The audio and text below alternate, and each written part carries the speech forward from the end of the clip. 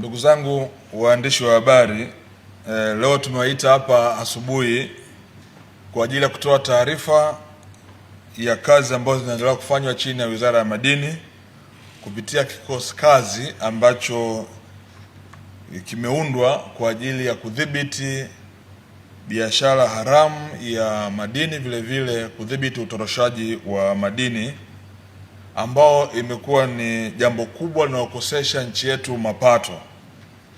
Hivyo naomba leo nitoe taarifa kwa ufupi kabisa kwamba mnamo tarehe 25 mwezi wa 7 mwaka 2026 dhahabu yenye uzito wa kilogramu 4.4 ilikamatwa na vyombo vya dola eneo la Kiluvya, mkoa wa Dar es Salaam. Dhahabu hiyo ina thamani ya shilingi bilioni 1,238,458,594 na senti 42.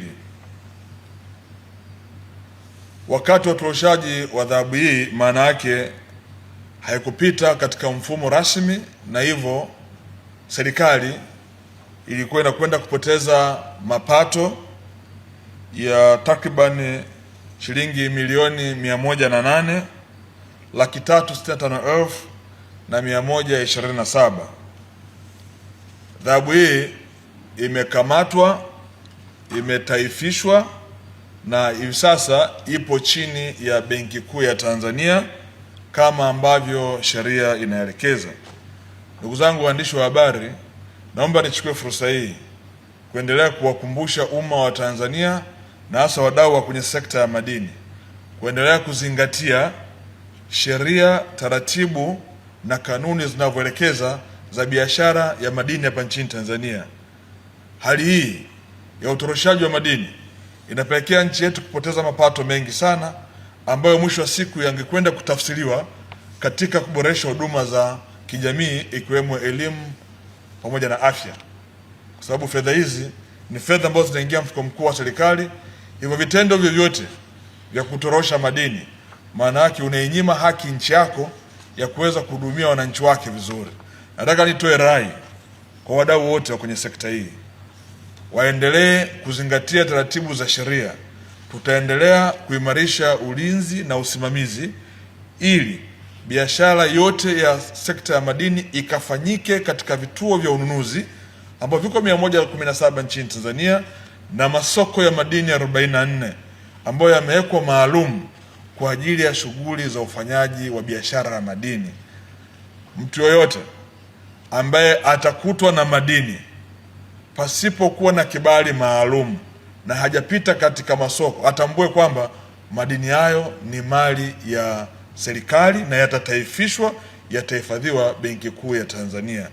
Na zoezi hili litaendelea na limekuwa likifanyika maeneo mengi, na nazo taarifa nyingi sana za hivi sasa mbinu zimebadilika na hawa watoroshaji wameanza kutorosha kupitia vyombo vya usafiri. Mmeona kwenye zoezi hili huyu mtu katoka Kahama mpaka kuja Dar es Salaam hapa, na si mara ya kwanza. Hivyo naielekeza task force ya Wizara ya Madini kuhakikisha watuhumiwa hawa wanahojiwa vyema ili tumfahamu mtu ambaye anapokea madini haya hapa Dar es Salaam, ambaye ndo amekuwa chanzo na kichocheo cha mara zote kufanya biashara hii kupitia watu hawa. Lazima tutibu mzizi wa tatizo. Kuwakamata hawa ambao tumewakamata sio suluhisho, lakini walikuwa wanapeleka wapi ndio jambo muhimu sana. Naelekeza kikosi kazi kuhakikisha kwamba kwa kushirikiana na jeshi la polisi watafutwe watu wote kwenye mnyororo wote mzima. Nataka wapatikanike na wote wapelekwe mbele ya vyombo vya sheria.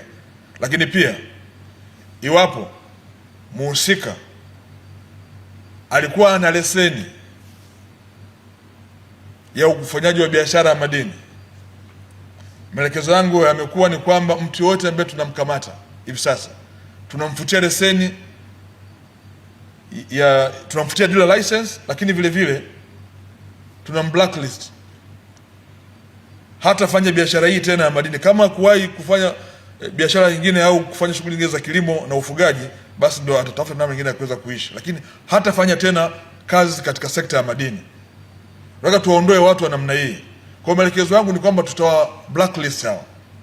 Hawezi kupata leseni tena, na ndio itakuwa mwisho wake. Iwe fundisho kwa ajili ya watu wengine wote. Ndugu zangu, sekta hii hivi sasa imeendelea kutoa mchango mkubwa sana katika uchumi wa nchi yetu ya Tanzania. Tukidhibiti utoroshaji wa madini, nchi yetu ina uwezo kunufaika vizuri na sekta ya madini. Kama tu katika mwaka wa fedha ulioishia tarehe 30 Juni mwaka 2026, sekta ya madini ndio sekta iliyoongoza kwa kuingiza katika mfuko mkuu wa serikali mapato yasiyo ya kikodi. Tumeingiza shilingi trilioni 1 bilioni 393. Tukiimarisha zaidi, tuna uwezo wa kufanya vizuri zaidi, na ndio maana hatutawachekea watu wa namna hii. Kwa ndugu zangu, niliona niyaseme haya asubuhi ya leo, na kwamba bahati nzuri mzigo wenyewe nao hapa, na nitawaonyesha waandishi, sije mkasema dhahabu yenyewe iliyokamatwa ya kilo 4 ipo humu, na wahusika walikuwa wanakwenda kupitisha katika njia za magendo, na hivyo serikali ingepoteza mapato. Global TV, kimbilio la wasio na sauti. Tupigie sasa.